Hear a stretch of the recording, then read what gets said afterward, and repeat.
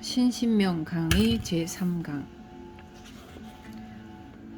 막축 유연 몰주 공인. 유연도 쫓지 말고 공인에도 머물지 말라. 유연이라고 한 것은 존재하는 모든 것이 인연에 의한 것이기 때문에 연자를 붙인 것입니다. 또 공한 것은 드러난 것이 아니지 않습니까? 그래서 참을 인자를 써서 숨어 있다는 의미에서 공인이라고 한 것입니다. 그러니까 이 구절은 유도 쫓지 말고 공에도 머물지 말라는 뜻입니다. 그런데 이렇게 넉자로 표현하다 보니 함축이 심해서 왜 유에는 연이 붙어 있고 공에는 인이 붙어 있는지 이해하기 어렵습니다. 간단히 말하면 우리 눈으로 보고 귀로 듣는 모든 것이 있다는 것을 근거로 살지만 너무 있다는 것을 쫓아가지 말라는 말입니다. 또 불교적인 안목에서는 전부 공을 이야기합니다. 반야심경이 온전히 공을 이야기하는 것처럼 반야사상이 공사상이라고 할 수 있는데, 있다는 것에서 한 차원 달리하는 것을 공의 사상 또는 공의 안목이라고 말합니다. 있다는 것에서 한 차원 달리하면 공이 되지만 그렇다고 공에 머물러서도 안 된다는 말입니다. 조사스님의 법문 중에 산은 산이요 물은 물이다 라는 말이 있습니다. 처음에 산은 산이요 물은 물이다 할 때는 유입니다. 그 다음에 산은 산이 아니요 물은 물이 아니다 하면 공입니다. 우리 눈에는 산은 산이고 물은 물일 뿐이지만 깨달으신 분의 안목으로는 아닌 면이 있는 것이죠. 그 깨달으신 안목을 우리에게 이해시키기 위해 백방으로 설명하고 있어서 그나마 우리가 짐작하고 있는데, 모든 존재가 공인 입장이 분명히 있다는 것입니다. 그래서 유에서 한 차원 올라가면 공의 입장에 다다릅니다. 하지만 공의 입장이라고 해서 끝은 아닙니다. 다시 산은 산이 아니고 물은 물이 아니다를 넘어서면 산은 다만 산이고 물은 다만 물이다가 됩니다. 이를테면 산 아래에 있다가 정상까지 올라갔다가 다시 산 아래로 내려온 것입니다. 긍정에서 대부정을 거쳐 긍정으로 내려온 그런 상황이라고 할 수 있습니다. 유자에 연을 붙인 이유는 존재하는 모든 것은 인연에 근거하고 있기 때문입니다.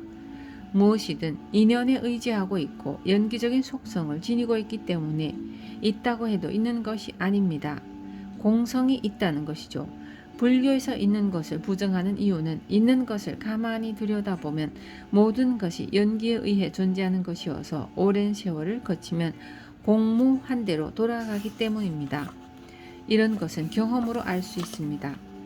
그러나 여기에서 말하는 것은 세월에 의한 것이 아니고 현재 눈에 보이는 그대로 전부 공하다는 것입니다. 그래서 유연과 공인이 둘이 아니고 하나입니다.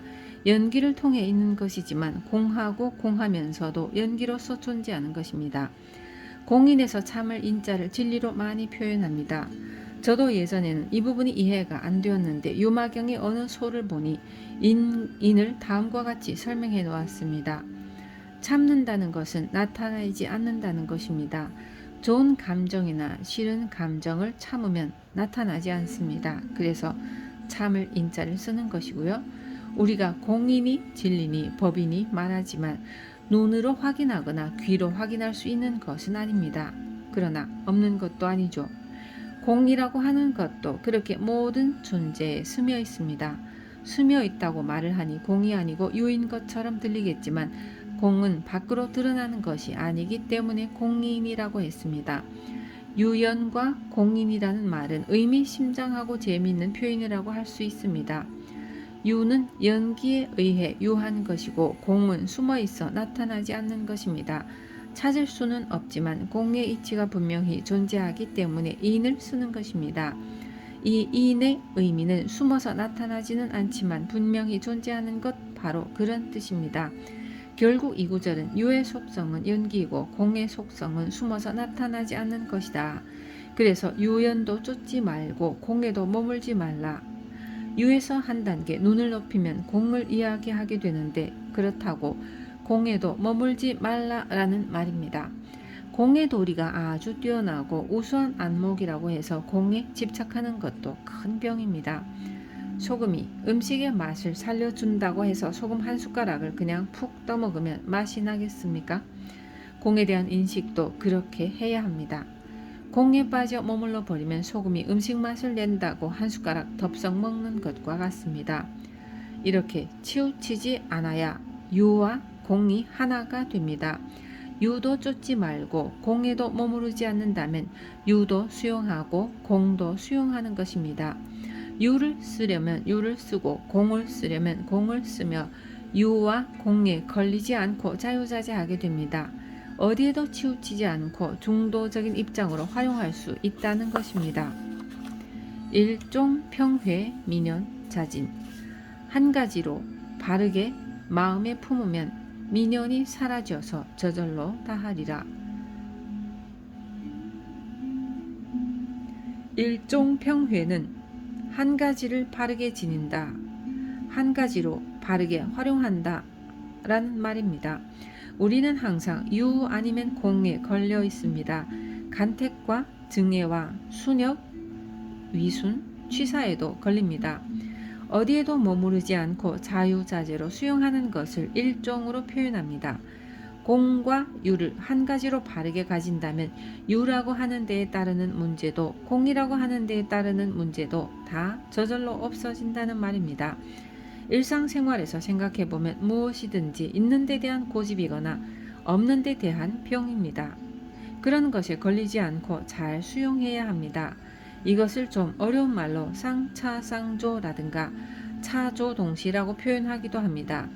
우리는 흔히 무상하다와 영원하다는 말을 하는데 무상하다는 공이라는 말이고 영원하다는 유라는 말입니다. 마음이 있다고 하지만 우리가 알고 있는 것처럼 그렇게 있는 것이 아닙니다. 공하다 하더라도 텅 비어서 완전히 없는 것이 아닙니다. 있으면서 공하고 공하면서 있는 것, 이런 원칙에 의해서 모든 것이 존재하기 때문입니다. 이것이 존재 원리이고 중도 원리입니다. 우리 마음, 우리 감정, 육신, 명예, 부와 재산, 사람도 모두 그렇게 존재합니다. 명예도 인연에 의해서 있게 마련인데 명예를 가지고 있으면서 있는 것에 너무 집착하여 쫓게 되면 명예에 따른 책임이 있게 마련인데 공하다 해서 책임을 다하지 않으면 그것도 잘못된 것입니다. 이렇게 일상생활에서도 이 원리를 백방으로 활용할 수 있습니다. 이 원리를 제대로 활용하여 원흉무예하게 된 것을 일종의 즉 한 가지가 되었다고 표현하고 있는 것입니다.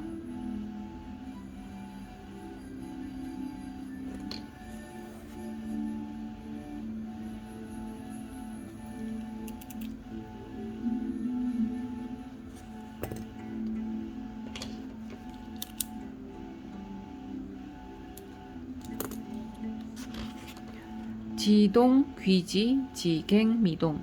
움직이는 것을 그친 대로 돌아가면 그쳐 있던 것이 다시 더 움직인다. 우리 마음은 본래 움직이고 흐르게 되어 있어서 변화무쌍한 것입니다. 앞에서 말씀드렸듯이 응무소주 이생기심에서도 우리 마음은 한 군데에 가만히 있지 않고 움직이는 것입니다. 여기에서 그친다는 것은 움직이는 것을 그치게 하는 것으로 앞에서 말한 도로염정과 같은 것입니다. 움직이는 것을 그쳐서 그치는 대로 돌아가면 즉 생각이 고요한 것이 공부에 좋은 경지라고 생각해서 자꾸 그것을 향해 나아가면 그 노력 때문에 오히려 그치고 있는 것을 더욱 움직이게 한다는 말입니다.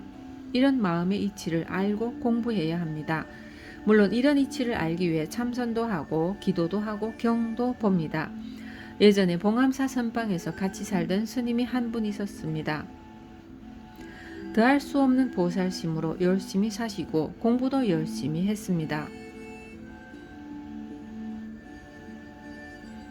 송광사 문수전에서도 함께 살았는데 이 스님이 정진에 열중한 나머지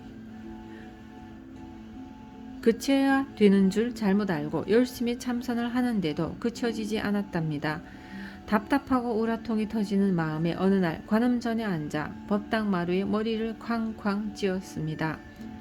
바닥에 피가 흥건한 줄도 모르고 머리를 계속 부딪혔는데 제가 왜 그러느냐고 물었더니 화두는 안 되고 망상이 끊어서 도저히 어떻게 할 길이 없다 하면서 머리를 찢는 애절하고 처절한 모습을 보여주셨습니다.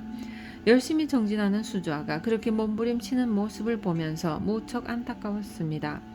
그때는 내가 어떻게 해줄 수도 없고 마음을 움직이게 할 정도로 말해주지도 못했지만 평생 잊지 못하고 있습니다. 그런 것처럼 움직이는 것이 마음의 본령입니다. 누가 붙잡아 매려고 해도 붙잡아 맬 수가 없는데 그것을 붙잡아 매려고 하니 또 그것을 그치게 하려고 하니까 그치고 있던 것도 움직이는 것으로 돌아간다는 것입니다. 확철이 깨달은 분이 아니라면 이렇게 말하지 못할 것입니다. 움직이고 그치는 것, 이것도 유와 공의 입장입니다. 유체 양변 영지 일종 오직 양변에 막힘이라 어찌 한 가지임을 알 수 있겠는가. 우리 마음은 움직이는 면과 그치고 있는 면이 있는데 움직이는 면도 나름대로 훌륭한 점이 있습니다. 움직이지 않으면 목석이 되고 아무 쓸모가 없습니다. 화두 드는 마음이 움직이지 않는 상태가 되어서 그랬겠지만 어떤 보살님이 화두 참선을 하는데 남편이 퇴근을 해도 나가서 맞이할 줄 모르고 자기 방에 앉아서 참선만 하고 있었답니다. 마음이 움직이지 않아서 그런지 몸이 움직이지 않아서 그런지는 알 수 없습니다. 물론 그쳐서 고요하게 되면 그것은 그것대로 좋은 일이지만 어디에도 걸리면 안 됩니다. 그치면 그친 대로 움직이면 움직이는 대로 좋은 것입니다.